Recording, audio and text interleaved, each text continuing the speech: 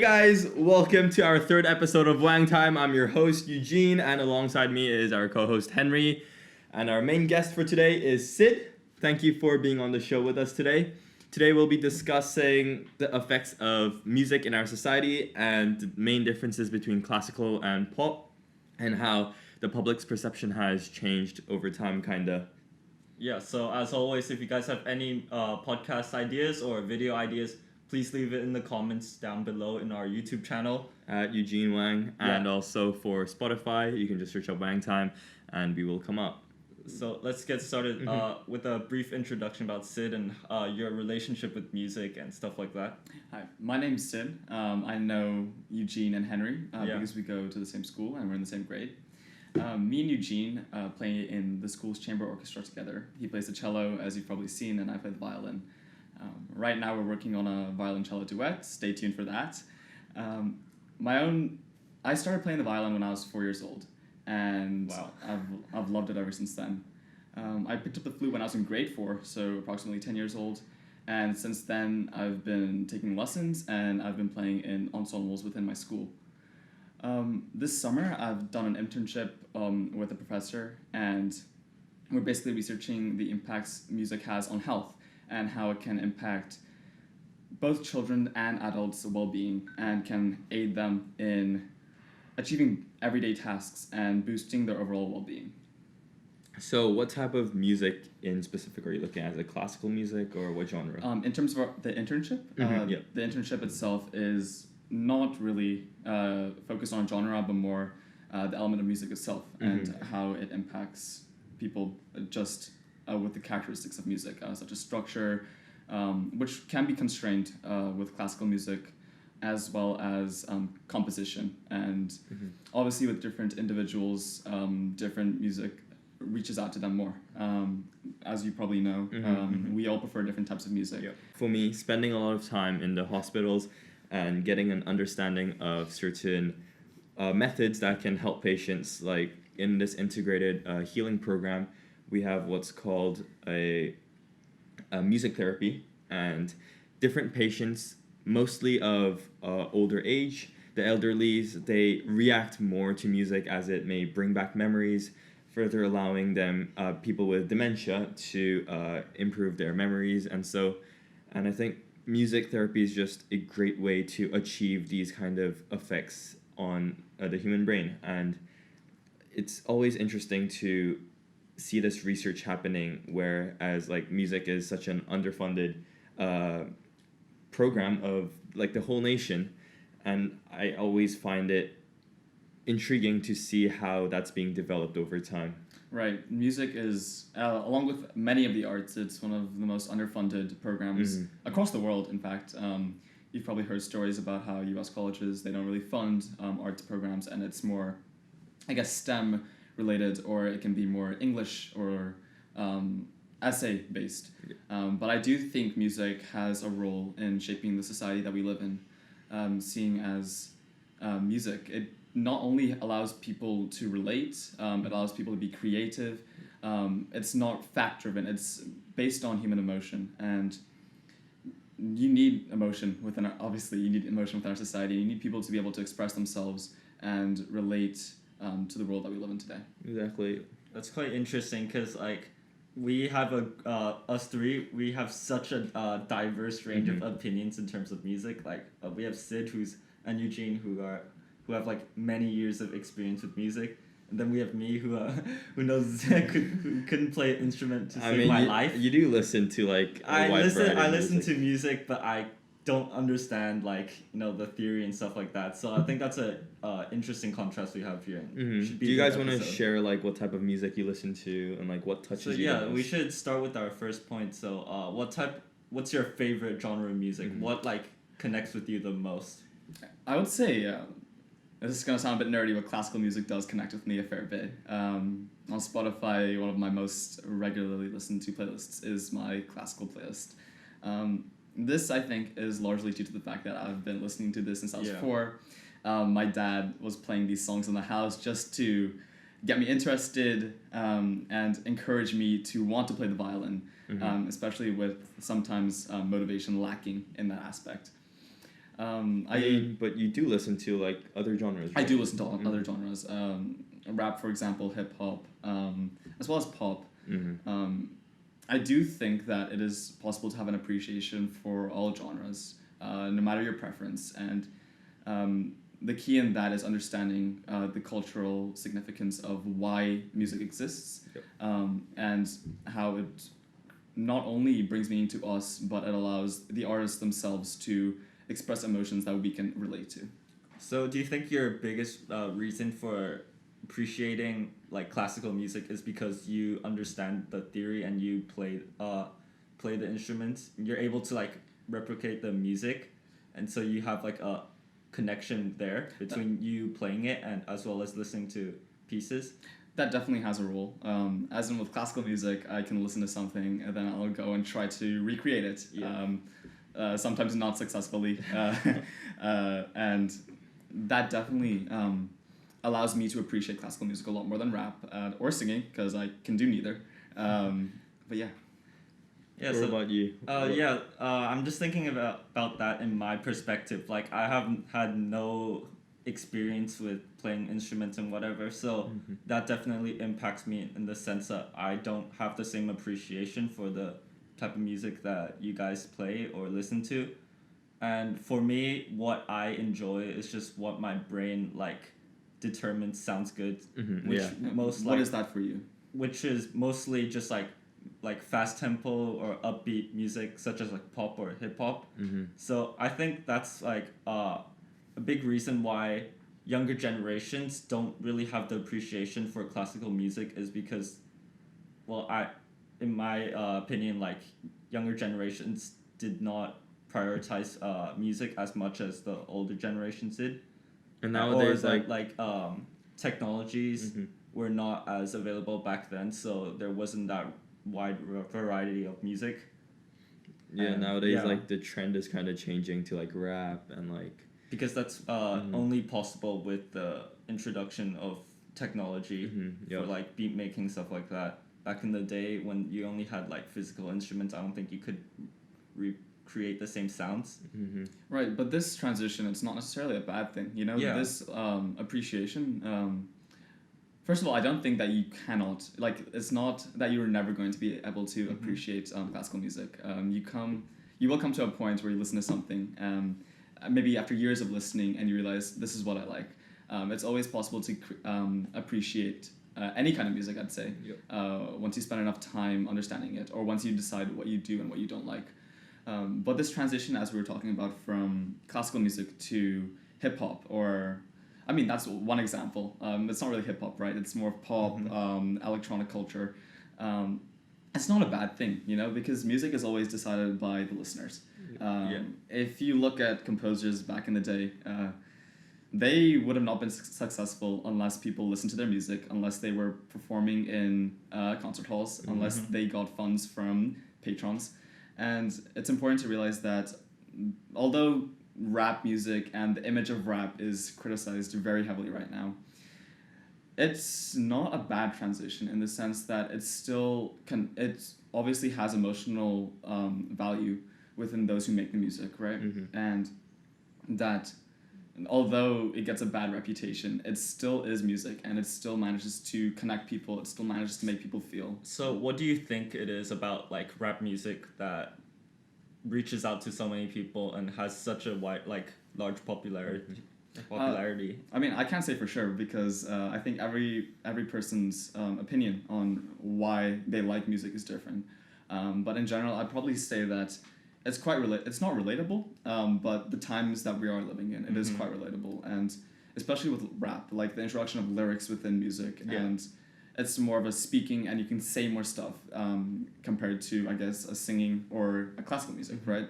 And it allows, although it's a lot more literal, it allows people to fully understand what other people's worlds are going through, right? And I think a sense of empathy is developed through that.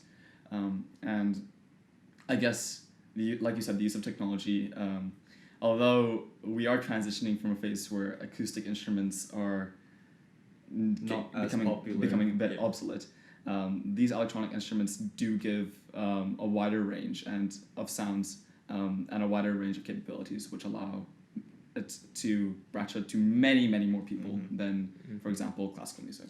I think it's just easier in general for people who have had no experience with music to relate more with hip hop or like electronic music, because there's not as much like knowledge required to appreciate it. For example, in like classical music, you have so many different like terminologies and like really like minor details that only the musicians can like pick up. Like for example, I wouldn't be able to hear like a bunch of differences in terms of like tempo or like pitch or whatever. I don't even know what I'm talking about, but like stuff like that. So you're saying like nowadays the music is less technical, which allows more people to relate towards it. It's just easier to kind of interpret in your brain, you know. It's just like a simple melody, you know, for like hip hop beats. It's just like a simple melody that just keeps playing over and over again while there's lyrics over it. So it's kind of catchy, right? Yeah, it's catchy, and it's easier for non-musicians to appreciate, you know. And I guess with like this technology, like you're talking about, the understanding of what the human brain wants, like as society progresses, we understand ourselves a lot more like easily, and it becomes a lot easier to curate sounds that people appreciate, create music that people appreciate. It's not really manipulation, but it is appealing to the masses, you know. And exactly. With that, you have to take into consideration that people do like this kind of music, and there's nothing wrong with that. And like nowadays, the trend is kind of like on TikTok and stuff, where the music is really repetitive, and so how our brain actually decides like if a music we like it or not is like if we hear it again, we'll have this kind of like dopamine reward circuit trigger, which allows our brain to be like, oh, I like this music because I know it or something, and so that's. But how about like the songs that you hear for your first time and you immediately like it straight away? You know those. I mean that's like a special rare instances where you hear a song for the first time and you like already. Or it's of the same genre, so it has same characteristics and elements, which allows you to connect to it. Because like not to generalize music, but usually there's a basic structure for like certain genres, certain songs. And once you listen to something that you like and your brain determines that you like it. I like this genre, let me go listen to more of it. Right, exactly. So you hear something else like that, your brain likes that as well. And that is just feedback.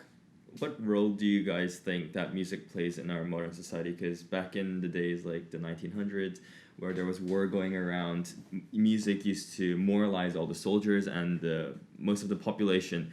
I recently read a book about Dmitri Shostakovich and the music he created and how that kind of led to Russia succeeding in a way.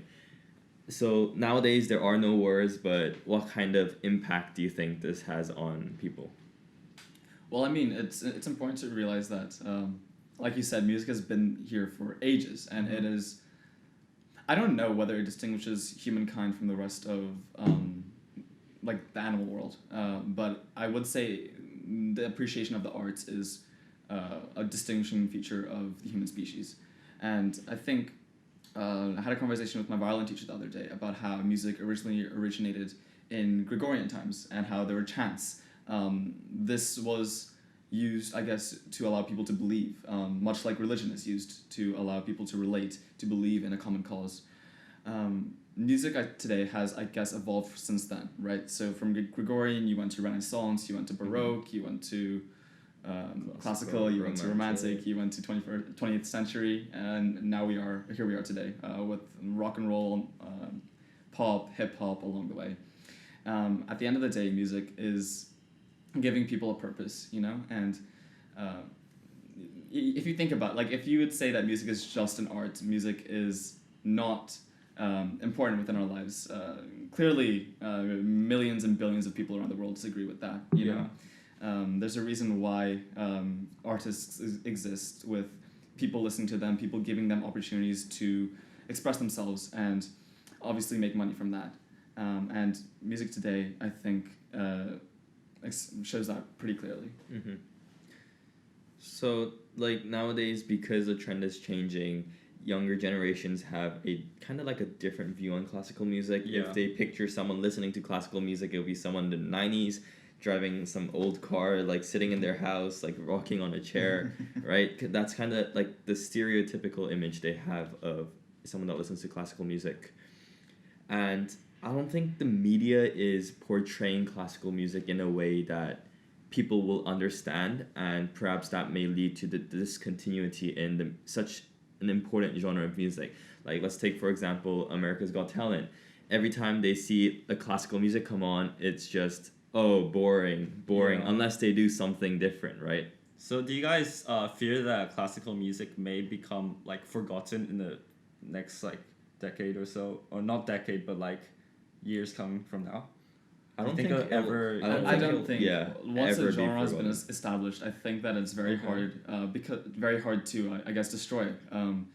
Obviously, there have been exceptions. I doubt there's very many people playing Renaissance music nowadays with their lutes. But music, in a sense, music has survived. Like, I mean, classical music, as an example, has survived hundreds of years. Yeah. We're playing tunes from Bach and Mozart that are very, very old and still maintain their presence in our life to this day. Like, you hear Beethoven's symphonies, like da da da da da da da da. Like, that's still a melody that has carried through, and you don't even have to appreciate classical music to understand the significance of that piece. You just know it's like been a huge part of mankind. Exactly. It's like a milestone in a sense. Mm-hmm. And like we said, people they choose the music that they like, right? And I think classical music has been given the opportunity to die out many times before, but there's a certain piece about it, and there's something that people do truly enjoy listening to and playing, that allows us to keep on coming back to it and maintain it throughout the years. And perhaps one of the biggest reasons that classical music won't die away is because of how, like, basically every genre of music is based off elements in the classical music. Like, classical music basically derived music in a sense. Like, chord progressions all come from there, and now It's like the foundation to all Exactly. the new genres of music. For example, like hip hop, they still take elements from classical music. but they just alter Exactly. it so it sounds different. Yeah, so For example, like a ground bass, which is using a series of chords repeated around the whole piece. So you've heard that definitely in hip hop, where rappers will spit lyrics onto this beat, as you say, It just and repeats it's a and loop. yeah. And this was developed in the Baroque era, where a series of chords were developed and a melody was extended on top of on top of those chords. So why do you guys think that music, like classical music, has become like less and less recognized worldwide nowadays? Because if you look at like the global charts, like top 50 songs in the world, you don't see any of it as like classical music or music from centuries ago. It's all like pop music that's been created recently. Why do you think that's? Like we've discussed, the trend is changing. The trend is changing. And yeah. Is it something to do with like younger generations interpreting music differently compared to like older generations? Do you think that could be a cause? As in, like, I would say that this transition from liking classical music to liking pop, it is what the people want, right? And it went from classical music, it went to rock and roll. You don't see any rock and roll music on the charts anymore. You don't see Renaissance music on the charts anymore. Right now it's dominated by hip hop and pop. And after this, who knows what's next, right? What the genre is going to be like. But rest assured, you know that while people are listening to, I guess, Juice WRLD right now, the same equivalent was there back in the 1700s for classical composers. So very likely in like 200 years from now, they'll be looking at Juice WRLD as the classical music of their time. Exactly. It's a That's progression. really of time. interesting. Yeah. So they could be listening to like 6ix9ine as a classical reference. Exactly. I wonder like how old music people will progress. Yeah. So that's been a great episode, guys. Yeah, we've discussed a lot. So, what do you think, final point, what do you think, like, our society should do in order to preserve this culture and, like, yeah. I mean, do you think we should try and preserve it or just let it be? Exactly. I would say this, people always decide what they want, what they don't want, For 100 people who listen to rap music, there's that one music teacher who's still teaching people how to play the violin, right? And I guess it's just letting history take its course and the world around us shape the people that we become. And you can always try to control it and moderate it, but it's important to realize that change isn't always bad, and there's a reason for why people have allowed this change to happen and change their lives. Yeah, basically the most important thing is find your own genre, find what you connect the most to. I have a lot of emotional connection to certain classical pieces as well as pop as well, and just basically find what you enjoy and explore that genre. If it is classical though, go check out my playlist Spotify classics. And yeah, I don't really think you need to have some kind of like foundation or musical experience to actually Not at all. appreciate music. Just have to find a genre or like a type of music that you like, and it doesn't matter like what other people think about you or other people judging you for like your taste or whatever. Just find something that you enjoy, and and if you enjoy it, you can research more into it, and it'll be more interesting because there'll be more to learn in that genre. Perhaps you'll get into some composition and stuff. Of course. Yeah. And if you don't listen to music, I recommend you probably should. Missing out. It's never too late to start listening, to start playing. I do think Like that Spotify's free, so might as well get it. you probably should get premium though. Get premium. Best investment ever. Right. Thank you for joining me today on this episode. I've had a pleasure of talking about music with you guys, and I'll catch you guys next time. Thank you. See you in the next podcast. Yeah.